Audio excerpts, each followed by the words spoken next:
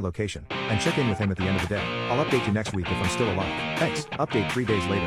It wasn't a scam. It ended up being a 6-hour drive, but it was so worth it. I barely got 3 hours of sleep the night before the drive as my nerves were a mess, but I got there safely. Messaged her every time I stopped for gas and 10 minutes before arriving. She texted we were going to kiss when I got there, and between the lack of sleep, having only 2 energy drinks and water in my stomach, and the massive amounts of anxiety, I thought I was going to throw up.